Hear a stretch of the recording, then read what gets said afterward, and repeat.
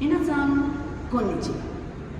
මේ දවස්වල අපි ජපානයේ උත්සව ගැන කතා කරමින් ඉන්නේ. ඉතින් අප්‍රේල් 29 වෙනිදා ඉඳලා ජපානයේ උත්සව ශ්‍රීයෙන් පවතින සතියක් බවට පත් වෙනවා. ගෝරුදෙන් වීක්. ගෝරුදෙන් වීක් කියන්නේ ස්වර්ණමය සතිය.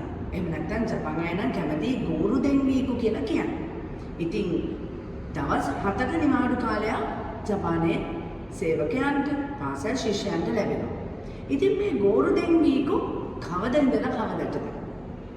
ගෝරුදෙන් වීක් වා ඉත්සු කරා ඉත්සු මදෙ දෙස්ක.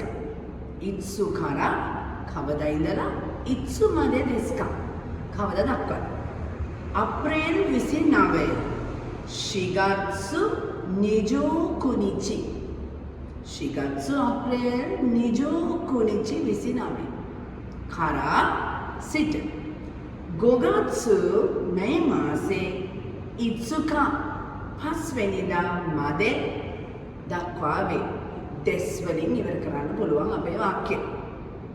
ගෝරුදෙන් වීක් වා 5から5までですか4月29日から5月5日までです。ඉතින් මේ 5月5日එහෙම නැත්නම් මේ මාසේ 5 වෙනිදා විශේෂ දවසක් තියෙනවා. කොදොමොの日.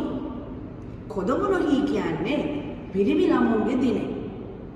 ඉතින් ගෙදර ඉන්න පුතාලට සෞඛ්‍ය ඒ වගේම ඒගොල්ලන්ට සතුට ප්‍රාර්ථනා කරන දවසක් තමයි මේ 5月5日මේ මාසේ 5 වෙනිදා. ඉතින් මේ කොදොමොの日එහෙම නැත්නම් පිරිමි ළමුන්ගේ දිනයට මොනවද කරන්නේ? 子供の日に何をしますか？子供の日に何をしますか？ラサケヤマカノ。かしわ餅を食べます。かしわ餅කියන්නේ විශේෂ කෑමක් රස කැවිල්ල子供の日එකට හදනවා. ඊළඟට කොයි නොබරියෝ තතෙනස්. කොයි නොබරි කියන්නේ කාෆ් මාළු වගේ හැඩයට තියෙන සැරසිල්ල. කොයි නොබරියෝ තතෙනස්. ඉතින් මේ කොදොමොの日එකට තවත් ගොඩක් දේවල් කරනවා.